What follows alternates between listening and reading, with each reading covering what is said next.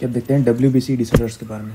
तो पहले introduction to hematology. तो हेमाटोपोइसिस जो होता है it is formation of blood cells. Hematopoiesis is formation of blood cells जो स्टार्ट होता है फ्रॉम द यॉर्क सैक के थर्ड वीक ऑफ जेस्टेशन तक होता है यॉर्क सैक, फिर थर्ड मंथ से हो जाता है लीवर, फोर्थ मंथ से लीवर एंड बोन मैरो और just before birth completely in the bone marrow. ये bones involve in haematopoiesis are long bone and axial skeleton. अब बोन मैरो एस्पिरेशन या बोन मैरो बायोप्सी करनी हो तो कौन सी site में से हम एस्पिरेट करेंगे? तो वह iliac crest in the posterior superior iliac spine in adults and children में शिफ्ट शीन ऑफ टिबिया के पोस्टीरियर सुपीरियर इलियाक स्पाइन उसमें iliac crest for adults and shin of tibia in children. अब haematopoietic stem cells start जो होता है haematopoiesis वो होता है फ्रॉम हिमेटोपोइटिक स्टेम सेल्स। इसका CD फैक्टर है CD34। वो फिर डिवाइड होकर फॉर्म करता है CLP कॉमन लिम्फोइड प्रोजेनेटर या फिर कॉमन माइलॉइड प्रोजेनेटर। फिर लिम्फोइड प्रोजेनेटर वो फॉर्म करता है T cells, B cells and natural killer cells. Common myeloid progenitor cells वो फॉर्म करता है एरिथ्रोब्लास्ट जो कि RBC में बनते हैं, मेगाकैरियोब्लास्ट जो प्लेटलेट्स फॉर्म करते हैं, माइलोब्लास्ट जो WBC फॉर्म करते हैं, न्यूट्रोफिल, ईओसिनोफिल, बेसोफिल एंड फिर मोनोब्लास्ट जो मोनोसाइट्स में कन्वर्ट होते हैं। क्लियर? तो लिम्फोइड प्रोजेनेटर में T cell, B cell and natural killer cell और माइलॉइड में उसके बाद RBC, platelet, neutrophil, eosinophil, basophil and monocytes. अब देखते हैं WBC disorders. Total TLC count होता है 4 to 11,000। माइलोब्लास्ट फॉर्म होता है, फिर promyelocyte which is the largest cell in this line, promyelocyte, फिर माइलोसाइट। अब माइलोसाइट से ही डिफ्रेंशिएशन होता है into neutrophil, eosinophil and basophil. फिर metamyelocytes band form and mature WBC। फिर माइलोप्रोलिफरेटिव डिसऑर्डर, इसका मतलब माइलोप्रोलिफरेटिव मतलब पूरा बोन मैरो उसकी एक्टिविटी इंक्रीज हो गई है तो WBC, RBC, प्लेटलेट इन तीनों की लेवल्स इंक्रीज होंगे क्योंकि माइलोप्रोलिफरेटिव। अगर लिम्फोप्रोलिफरेटिव हो देन सिर्फ लिम्फोसाइट्स के लेवल इंक्रीज होंगे। कि माइलोप्रोलिफरेटिव ये वाला होगा, लिम्फोप्रोलिफरेटिव ये वाला होगा। ठीक है? उसके बाद टाइप्स ऑफ WBC। तो ग्रैनुलोसाइट्स होता है एक ग्रैनुलोसाइट मतलब उनके साइटोप्लाज्म में ऐसे ग्रैन्यूल्स प्रेजेंट होता है तो they are neutrophil, eosinophil and basophil. एक ग्रैनुलोसाइट में no granules present in the cell, lymphocytes and monocytes. Description. तो न्यूट्रोफिल्स उनको आइडेंटिफाई करेंगे बाय लोब्स कि वो 3 to 5 लोब्स होता है न्यूट्रोफिल में। ईओसिनोफिल में बाई लोब होते हैं, 2 लोब्स होते हैं या हेडफोन शेप न्यूक्लियस बोलते हैं। बेसोफिल में ब्लूइश ग्रैन्यूल्स होते हैं, बहुत सारे ब्लूइश ग्रैन्यूल्स होते हैं जो न्यूक्लियस को ऑब्सक्योर कर देते हैं। फिर लिम्फोसाइट है they are smallest cell and big nucleus मतलब पूरा सेल जो है वो न्यूक्लियस ही ऑक्यूपाई कर देगा, साइटोप्लाज्म बहुत कम होगा। मोनोसाइट जो है उसमें किडनी शेप्ड न्यूक्लियस होता है and it is the largest cell. तो ये डिस्क्रिप्शन है। न्यूट्रोफिल में 3 to 5 lobes, eosinophil bilobe, basophil में ब्लूइश ग्रैन्यूल्स, लिम्फोसाइट में large nucleus, small cytoplasm and monocyte में किडनी शेप न्यूक्लियस। उसके बाद जब हम बोन मैरो एस्पिरेशन करेंगे तब उसमें जब हम देखेंगे अंडर माइक्रोस्कोप तो उसमें हमें सेल्स भी दिखेंगे और साथ में फैट्स दिखेंगे। जैसे यंग एज में क्या होता है सेल्स ज़्यादा होते हैं, फैट कम होते हैं। जैसे जैसे एज बढ़ती है वैसे वैसे फैट इंक्रीज होता है एंड सेल कम होते जाते हैं। Clear? Percentage cellularity of the bone is 100 minus age of the patient. Cellularity decrease as age increases. उसके बाद नॉन न्यूप्लास्टिक लीजन्स। तो increase WBC count is leukocytosis, decrease WBC count is leukopenia. तो पहले neutrophilia कब होगा? Neutrophil increase कब होगा? In acute infection, bacterial infection except tuberculosis जहाँ पे लिम्फोसाइटोसिस दिखता है, लिम्फोसाइट्स इंक्रीज होता है TB में। बाकी बैक्टीरियल इन्फेक्शन यहाँ पे लिख देता हूँ।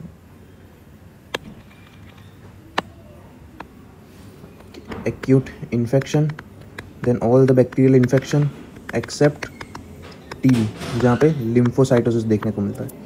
फिर उसके बाद tissue injury, burns, MI, leukemoid reaction. ये इतना याद रखना है। फिर lymphocytosis seen in chronic infection and viral infection. फिर एक हमने अभी देखा TB, then rickettsiosis, lymphoproliferative disorder like CLL के लिम्फोप्रोलिफरेटिव डिसऑर्डर्स, इन सब में लिम्फोसाइटोसिस देखने को मिलता है। देन ईओसिनोफिल कब देखने को मिलता है? एलर्जिक रिएक्शन में, type 1 hypersensitivity reaction, bronchial asthma, hay fever, इन सब में ईओसिनोफिलिया देखने को मिलता है। Pulmonary eosinophilia, parasitic infection and Hodgkin's lymphoma, इन सब में ईओसिनोफिलिया देखने को मिलता है। Basophil seen in myeloproliferative, normally basophil नहीं देखने को मिलता, लेस देन 1% होता है नॉर्मली, लेकिन अगर माइलोप्रोलिफरेटिव डिसऑर्डर होगा देन बेसोफिलिया होगा देखने को मिलेगा। Then polycythaemia vera, myelofibrosis. उसके बाद last monocytes seen in again chronic infection, malaria, rickettsias endocarditis. तो ये याद रखना है कौन से सेल्स कौन सी कंडीशन में देखने को मिलता है। ए ग्रेनुलोसाइटोसिस, इसका मतलब decrease in WBC count, marked reduction seen in drug toxicity. Severe infection में भी WBC काउंट लो हो जाता है, लेस देन 500। इसके बाद मॉर्फोलॉजिकल एबनॉर्मलिटीज़, तो उसमें टॉक्सिक ग्रैन्यूल्स एक दिखते हैं हमें कि ये WBC उसमें टॉक्सिक ग्रैन्यूल्स दिखेंगे, बहुत thick dense granules, they are coarse granules slightly larger than normal granules. तो एक टॉक्सिक ग्रैन्यूल्स, उसके बाद डोले बॉडीज जिस patches of dilated endoplasmic reticulum, ये patches of dilated endoplasmic reticulum. ये दो मॉर्फोलॉजिकल एबनॉर्मलिटीज। उसके बाद बेस्ड ऑन लोब्स, तो hyper segmented neutrophil more than 5 lobes seen in megaloblastic anaemia, then hyposegmented या 2 lobes seen in myelodysplastic syndrome. ये याद रखना, माइलोडिस्प्लास्टिक सिंड्रोम एंड सूडो पेगलेट हुई सेल्स, कि इस सेल का नाम है सूडो पेगलेट हुई सेल्स। फिर मे हैगलिन एनोमली, कि इसमें क्या देखने को मिलता है, giant platelets, low platelet count and inclusion in the neutrophil. Infectious mononucleosis या फिर किसिंग्स disease occurs due to Epstein-Barr virus. It affects B lymphocytes, young adults, and spreads through close contact. Clinical presentation is fever, sore throat and splenomegaly. Peripheral smear में हमें downy sales देखने को मिलता है, Downey cells. They are reactive T lymphocyte that of ballerina skirt appears, मतलब इस तरीके का स्कर्ट जैसा अपीयरेंस होगा, Downey cells. Diagnosis by monospot test. उसके बाद haemophagocytic lymphohistiocytosis, not important.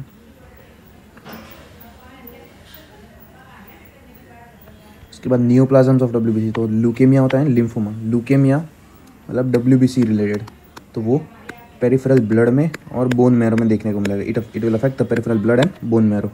Lymphoma में सिस्टमिक या फिर टिश्यू इन्वॉल्वमेंट होगा, like lymphoid tissue, spleen, lymph node, ये सब इन्वॉल्व होगा इन लिम्फोमा। ल्यूकेमिया में investigation is flow cytometry, in lymphoma में it is biopsy and histopathological examination. Leukaemia acute होता है, क्रॉनिक होता है। एक्यूट में more than 20% blast are seen in the bone marrow, chronic में less than 20% blast. Again acute भी ALL, acute lymphocytic lymphoma, acute myeloid lymphoma, chronic lymphoid lymphoma, chronic myeloid lymphoma. Clear, तो ये उसका divisions. उसके बाद पहला acute lymphoblastic leukaemia. फिर उसके बाद देखते हैं एक्यूट लिम्फोब्लास्टिक ल्यूकेमिया। अब लिम्फोब्लास्टिक ल्यूकेमिया मतलब इसमें लिम्फोब्लास्ट का लेवल इंक्रीज होगा, लिम्फोब्लास्ट का level. So according to WHO more than 20% blast are seen in the bone marrow या पेरिफेरल ब्लड। FAB के according more than 30%, again more than 20% याद रखना है। और डिफरेंस क्या होता है between lymphoblast and myeloblast. Myeloblast में से ही RBC, WBC, प्लेटलेट्स वो सब बनते हैं। लिम्फोब्लास्ट में B लिम्फोसाइट, T लिम्फोसाइट है, नेचुरल किलर सेल्स बनते हैं। Difference between lymphoblast and myeloblast, तो साइज सबसे पहले माइलोब्लास्ट की लार्जर होती है, अमाउंट ऑफ साइटोप्लाज्म माइलोब्लास्ट में ज़्यादा होता है, ग्रैन्यूल्स प्रेजेंट होते हैं माइलोब्लास्ट में, Auer rods, okay, Auer rods present होता है which is the hallmark feature of myeloblast. Faggot cells भी प्रेजेंट होता है। क्लियर, तो ये इतना डिफरेंस है। एक तो लार्ज साइज होता है, साइटोप्लाज्म भी ज़्यादा होता है। फिर क्रोमेट, इसमें माइलोब्लास्ट में न्यूक्लियोलाई वो भी प्रोमिनेंट होता है, 2 to 5 न्यूक्लियाई होता है, और ये स्टेन्स लिखे हुए हैं दोनों के, तो वो देख लेना। डॉट पॉजिटिविटी आती है विथ पास इन लिम्फोब्लास्ट। और ये BAL, TALL के cytometry markers, flow cytometry markers. Lymphoblast छोटा होता है, scanty cytoplasm, granules absent Auer rods absent, faggot cells absent and nucleoli pinkish and 1 in number. Clear, तो fully clear हो गया। ये माइलोब्लास्ट लार्ज सेल और ये lymphoblast small cells, scanty cytoplasm and no granules. अब acute lymphoblastic leukaemia. Lymphoblastic leukaemia, lymphoblastic जब word आएगा तब इसका मतलब ये होगा कि सिस्टमिक इन्वॉल्वमेंट प्रेजेंट है। लिम्फोइड टिश्यू या सिस्टमिक टिश्यू वो भी इन्वॉल्व है। माइलॉइड ल्यूकेमिया में ऐसा नहीं होगा। माइलॉइड ल्यूकेमिया मतलब बोन मैरो या सिर्फ ब्लड उसमें प्रॉब्लम है, लेकिन लिम्फोब्लास्टिक ल्यूकेमिया मतलब systemic tissue systemic involvement present है।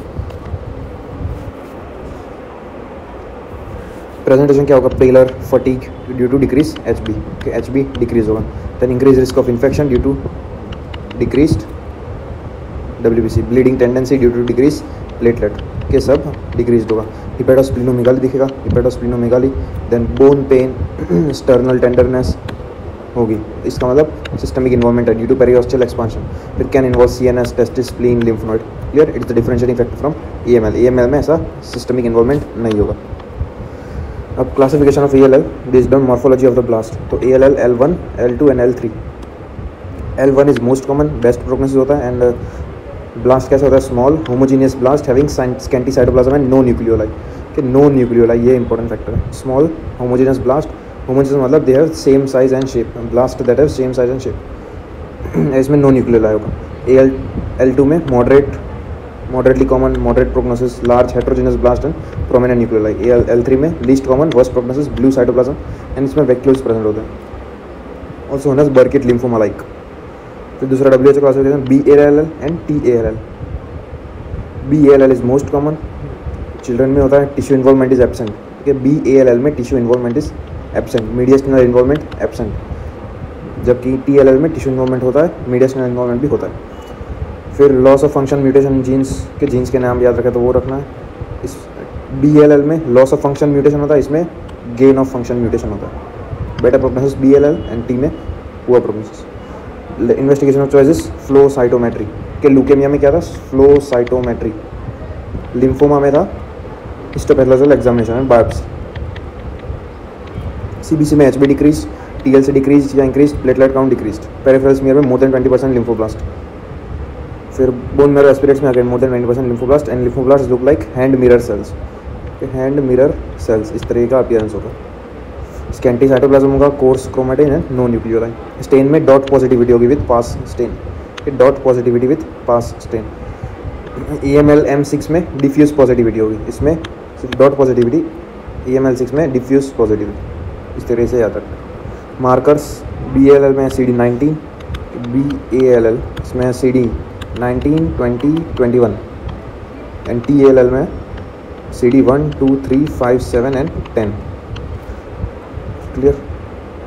Treatment is stem cell therapy and chemotherapy, stem cell therapy या कीमोथेरेपी।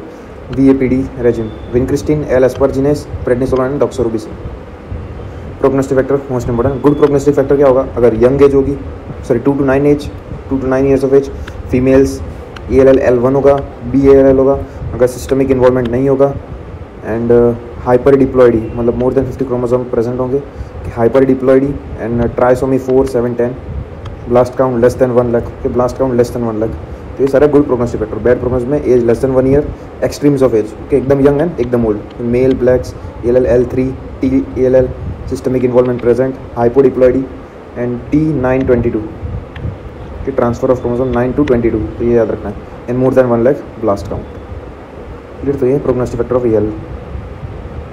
ये था पूरा एक्यूट लिम्फोब्लास्टिक ल्यूकेमिया। उसके बाद एक्यूट माइलॉइड ल्यूकेमिया। इसके बाद है एक्यूट माइलॉइड ल्यूकेमिया।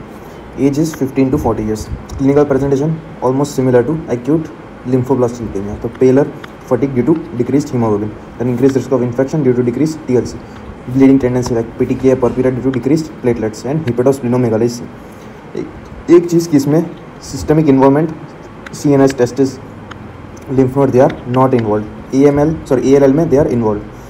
अब कुछ स्पेसिफिक फीचर्स हैं like gum bleeding and gum hyperplasia, वो देखने को मिलता है specifically with AML M4 and M5 के गम वाला AML M4 एंड M5 में।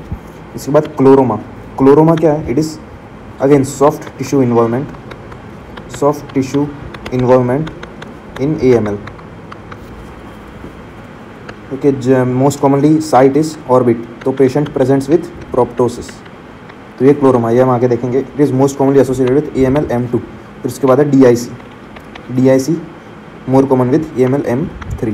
क्लियर। तो ये 3 स्पेसिफिक फीचर्स हो सकते हैं, गम ब्लीडिंग या gum hyperplasia, chloroma and DIC। उसके बाद risk factor, radiation, Down syndrome for AML M7 कि Down syndrome is for AML M7, then Bloom syndrome, Fanconi's anaemia. अब FAB classification, there it is based on morphology of the blast. It is based on morphology of the blast. तो 7 types के होते हैं, 8 type है AML M0 से लेके M7 तक। M0 is AML undifferentiated, AML M1 is without maturation and M2 is with maturation. तो इसमें around less than 10% mature sales होते हैं, लेस देन 10% मैच्योर सेल्स होता है M1 में। M2 में विथ मैच्योरेशन तो मोर देन 10% मैच्योर सेल्स। फिर M3 promyelocytic leukaemia, M4 myelomonocytic leukaemia, M5 monocytic, M6 erythroleukaemic and M7 is megakaryocytic leukaemia. कि myeloblast उसमें से ही क्या बन रहा था, एक तो आरबीसी बन रहा था तो एरिथ्रोइड फैक्टर आ गया उसका, डब्ल्यूबीसीज बन रहे थे तो माइलोसिटिक कंपोनेंट आ गया उसका, देन प्लेटलेट्स बन रहे थे तो मेगा कैरियोसाइट। कि प्रोमाइलोसिटिक, माइलोमोनोसिटिक, मोनोसिटिक, एरिथ्रोल्यूकेमिक and mega कैरियोसिटिक leukaemia.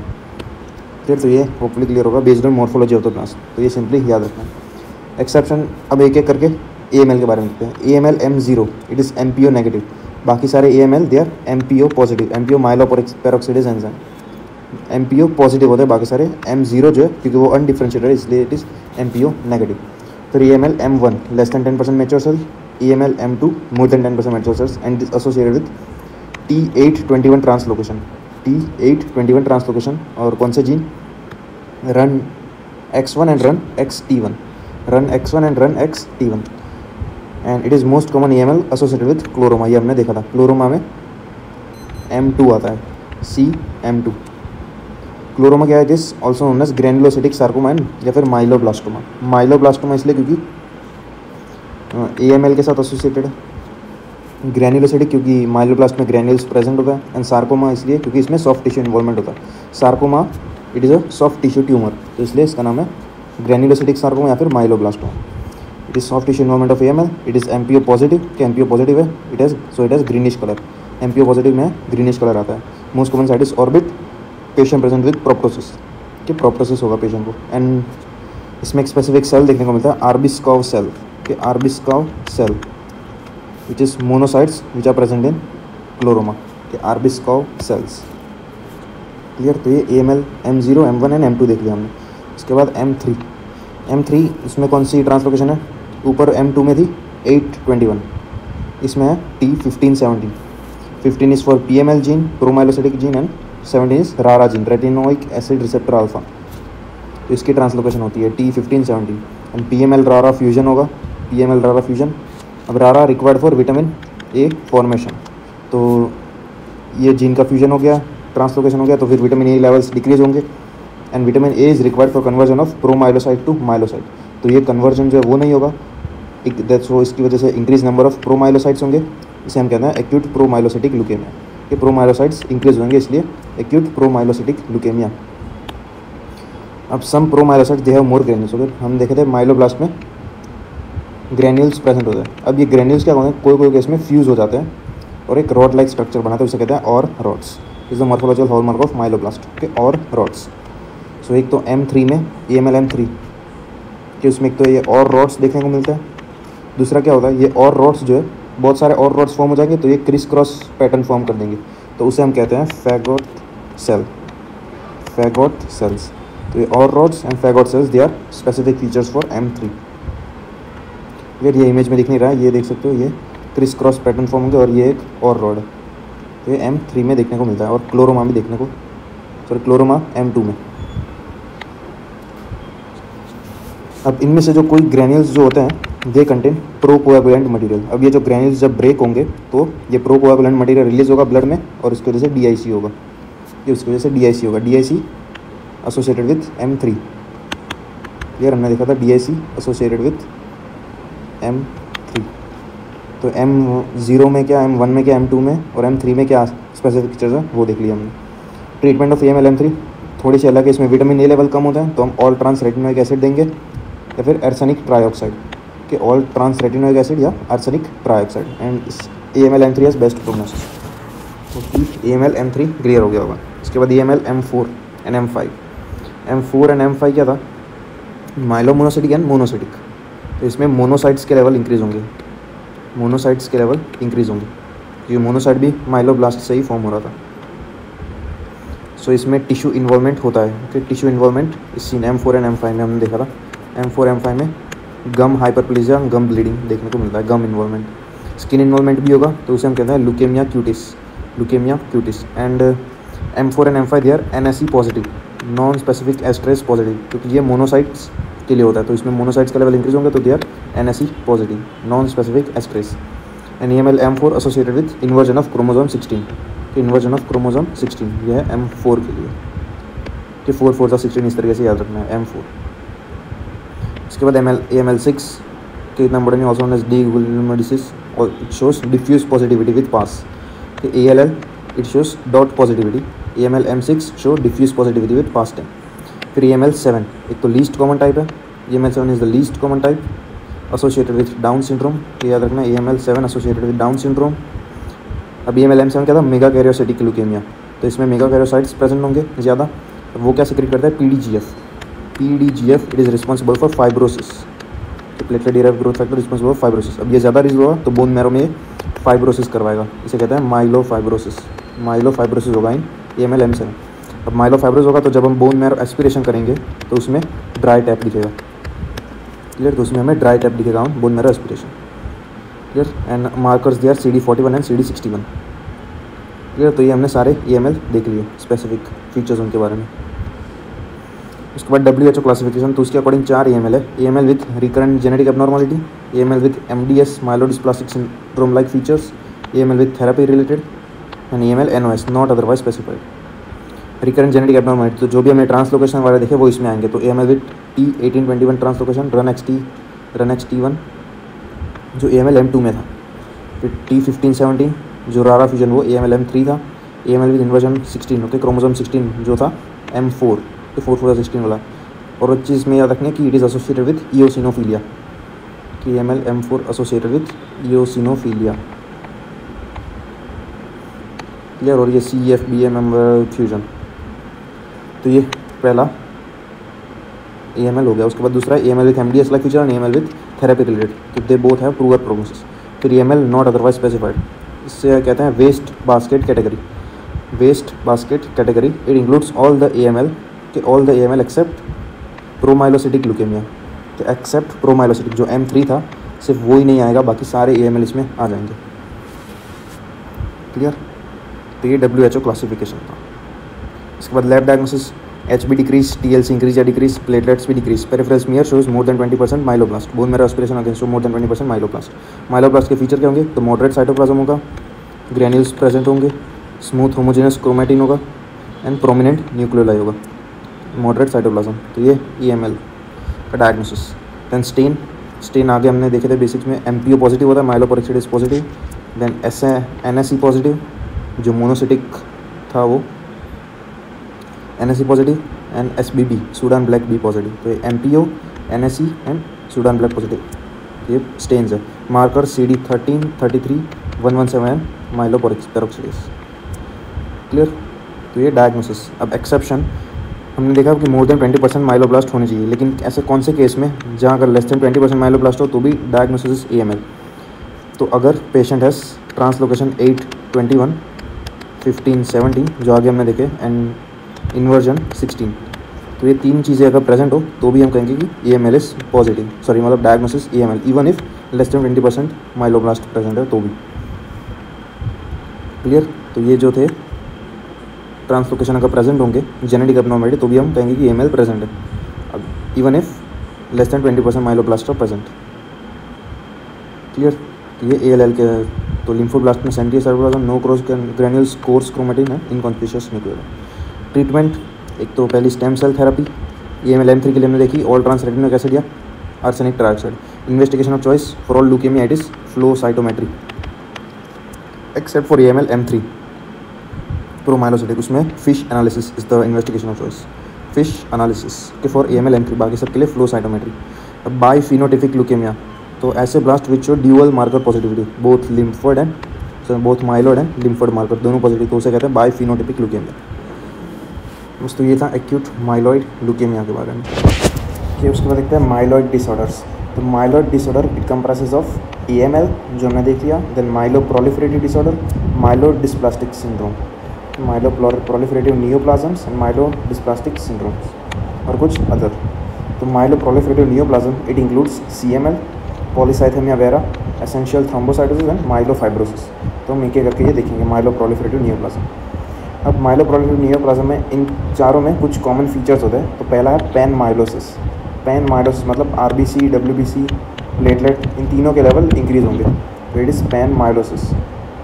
okay, because all this cells they arise from myeloid series. दूसरा, it is associated with mutation in the growth signalling pathway. Growth signalling pathway जो होता है वो ओवर एक्टिव हो जाता है, मतलब इस पर कुछ का भी कंट्रोल नहीं रहता, तो ये ओवर एक्टिव हो जाता है, तो इसकी वजह से it becomes independent of growth signalling, growth factor signalling. Hopefully clear. It is usually tyrosine kinase pathway, tyrosine kinase pathway. फिर तीसरा, increase risk of transformation to AML। Fourth is extramedullary haematopoiesis होता है, क्योंकि bone marrow में बहुत ज़्यादा immature sales हो गए होंगे, तो इसकी वजह से हीमेटोपोइसिस की जगह नहीं बचती, तो हीमेटोपोइसिस में shift to other areas like liver या स्प्लीन, तो इसकी वजह से हिपेटोस्प्लीनोमेगाली देखने को मिलता है कि massive splenomegaly is seen, massive splenomegaly. फिर उसके बाद अल्टीमेटली लेटर स्टेज में या स्पेंट फेज कहते हैं, फाइब्रोसिस होगा in the bone marrow leading to myelofibrosis, जहाँ पे पैनसाइटोपिनिया दिखेगा कि अल्टीमेटली एंड में फाइब्रोसिस होगा in the bone marrow leading to myelofibrosis, इसकी वजह से पैनसाइटोपिनिया दिखेगा। बोन मैरो एस्पिरेशन में भी हमें ड्राई टैप देखने को मिलेगा। क्लियर। तो ये कॉमन फीचर्स है, panmyelosis, mutation in the growth signalling pathway, transformation to AML, extramedullary haematopoiesis and fibrosis in later stage. पहला, chronic myeloid leukaemia seen in middle-aged to elderly people. Main clinical complaint is dragging sensation in the abdomen, due to massive splenomegaly।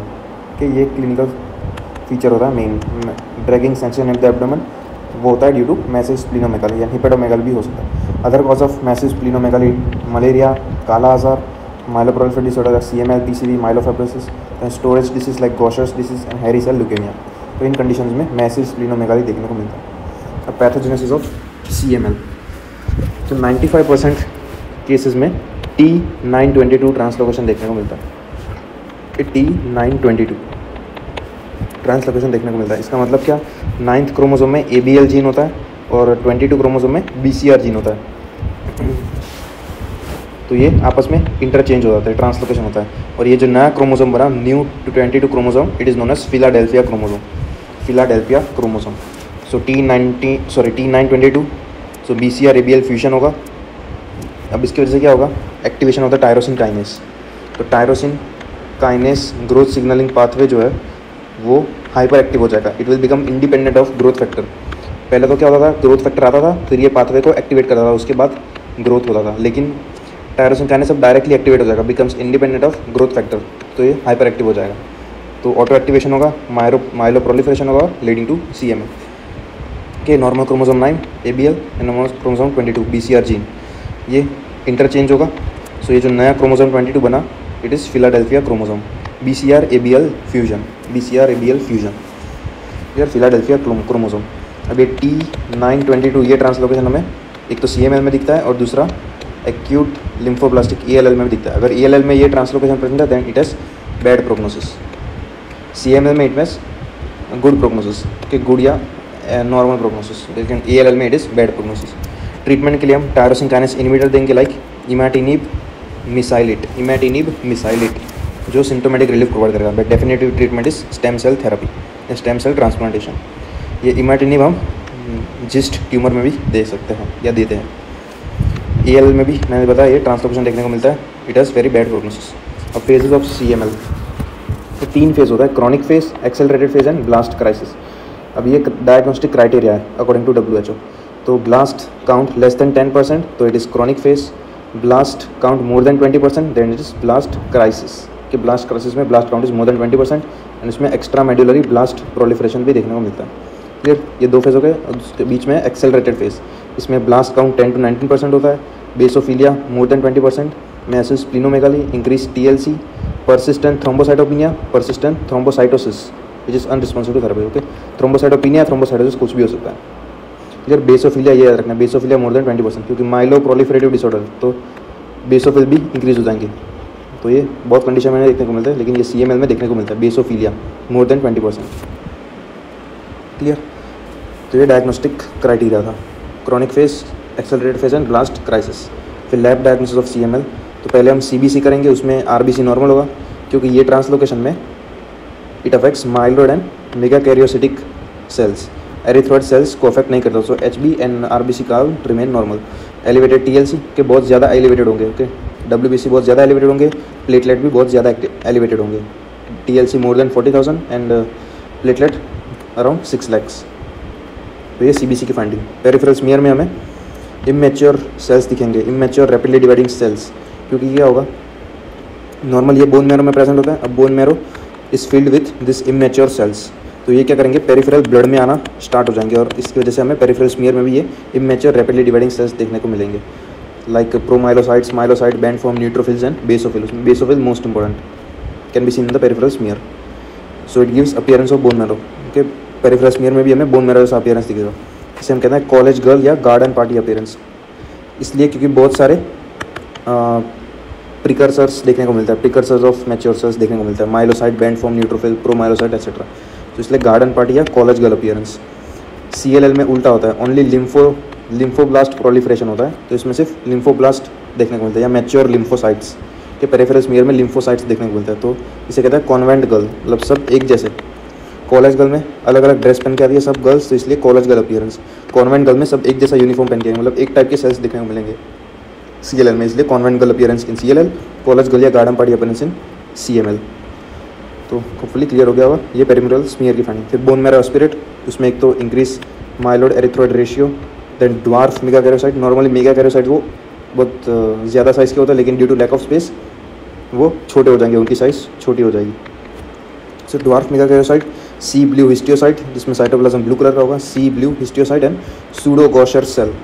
Pseudo Gaucher cell कुछ इस तरीके से, appearance of crumbled tissue paper, crumbled tissue paper, pseudo Gaucher cell, crumbled tissue paper, appearance of the cytoplasm, but it is not seen in Gaucher disease. Okay, pseudo Gaucher cell seen in CML, not in Gaucher disease. तो ये bone marrow aspirate की finding. फिर है NAP या lap score. NAP is neutrophil alkaline phosphatase, LAP is leucocyte alkaline phosphate. अब NAP score वो decrease होता है, नॉर्मल इट इज़ 40 to 100, लेकिन CML में it is decrease exception cases of blast crisis.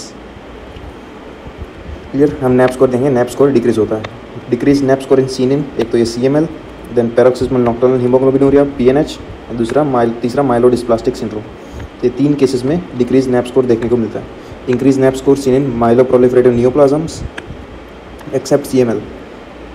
तो माइलोप्रोलिफरेटिव नियोप्लाज्म कौन से थे जो हमने देखे थे 4,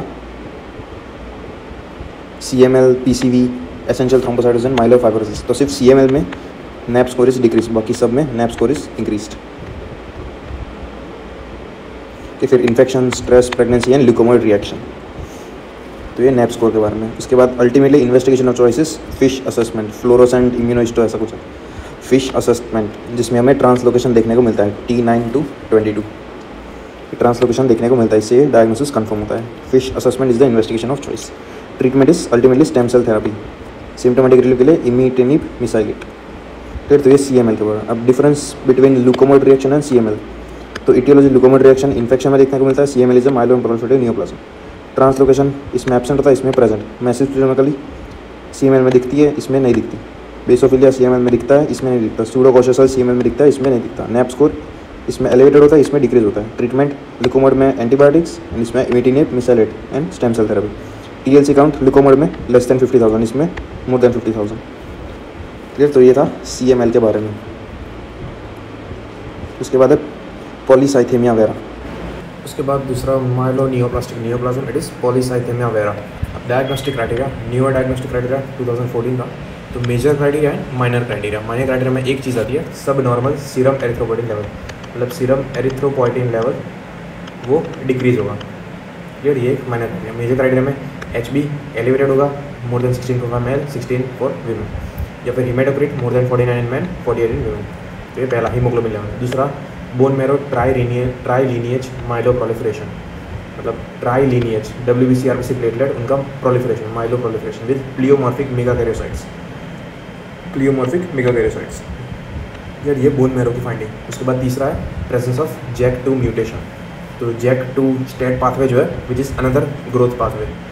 CML में जैसा था टायरोसिन काइनेस, वैसा इसमें JAK स्टेट पाथवे, इसमें JAK2 म्यूटेशन देखने को मिला। 4 माइलोप्रोलिफरेटिव नियोप्लाज्म थे, उसमें से एक CML था, उसमें ही सिर्फ tyrosine kinase growth pathway affected होता है, बाकी तीनों में ये JAK2 स्टेट पाथवे अफेक्टेड होता है।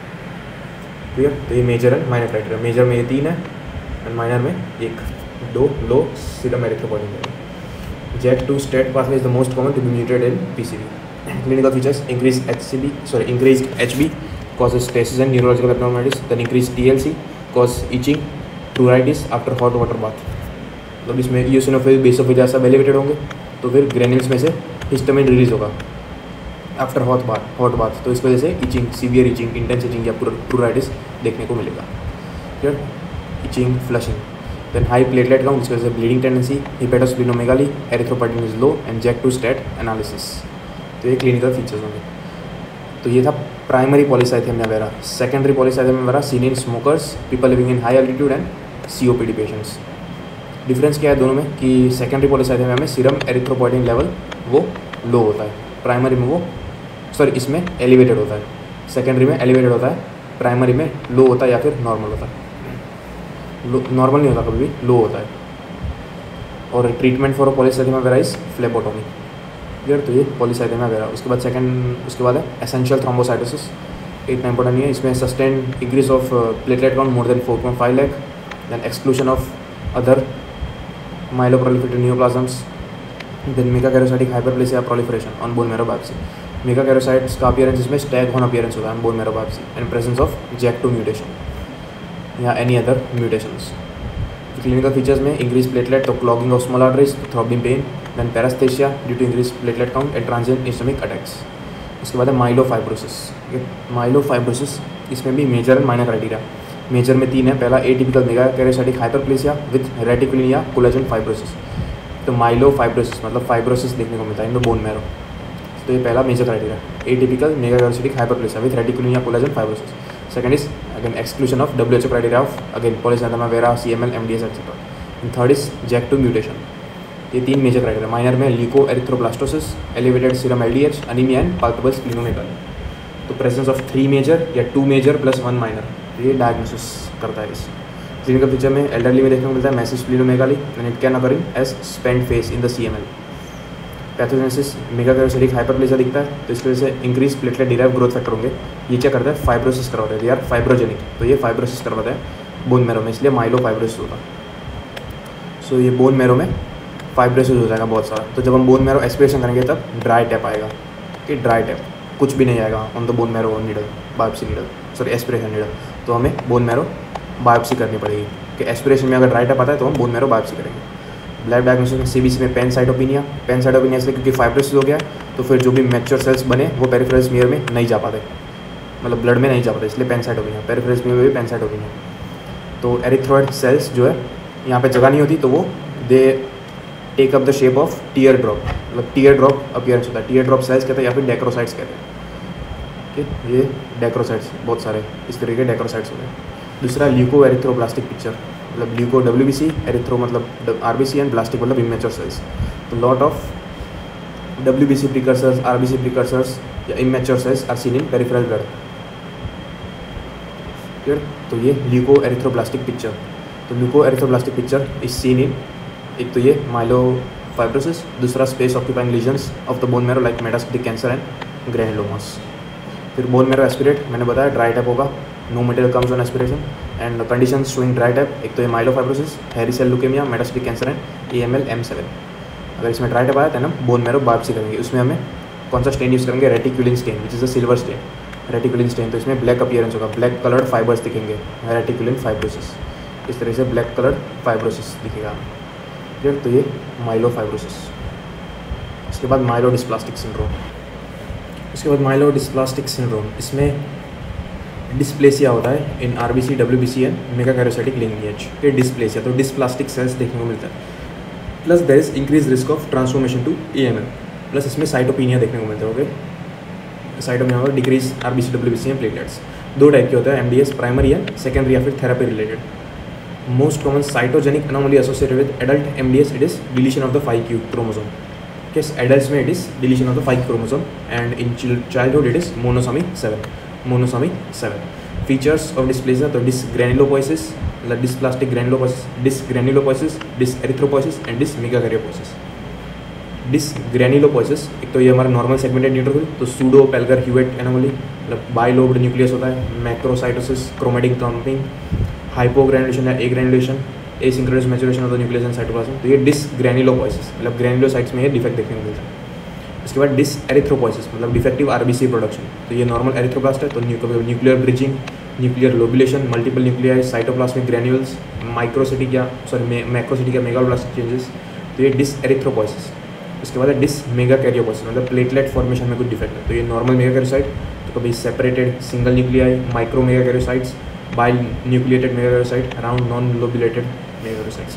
Okay, dysgranulopoiesis, dyserythropoiesis and dysmegakaryopoiesis.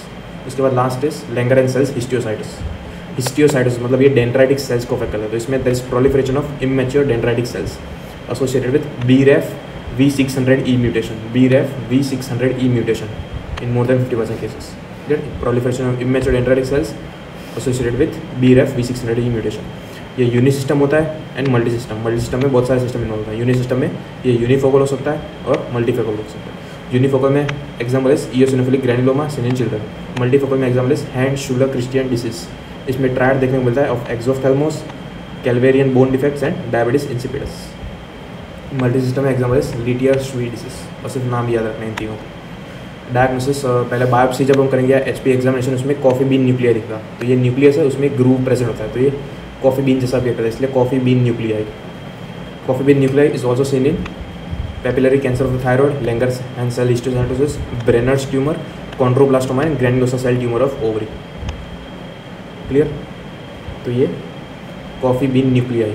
उसके बाद इलेक्ट्रॉन माइक्रोस्कोपी में पेंटालेमिनर ट्यूब्यूल्स, तो ये ट्यूब्यूल्स होंगे पेंटालेमिनर विथ डायलेटेड टर्मिनल एंड्स, तो ये टेनिस रैकेट जैसा अपीयरेंस करता है, प्लस इसमें कुछ ग्रेन्यूल्स भी प्रेजेंट होते हैं, बर्बिक ग्रेन्यूल्स कहता है। Tennis racket appearance with Birbeck granules, तो ये इलेक्ट्रॉन माइक्रोस्कोपी की फाइंडिंग। उसके बाद markers CD1A, लेंजरिन, S100 and CD207। जो tennis racket appearance also seen in, एक तो ये LCH और दूसरा सार्कोमा बोट्रियोइड्स। तो ये कॉफ़ी बीन न्यूक्लियाई याद रखना है, मोस्ट इंपॉर्टेंट। और ये टेनिस रैकेट। क्लियर? तो ये था लैंगरहैंस सेल्स हिस्टियोसाइटोसिस। तो ये थे सारे माइलोइड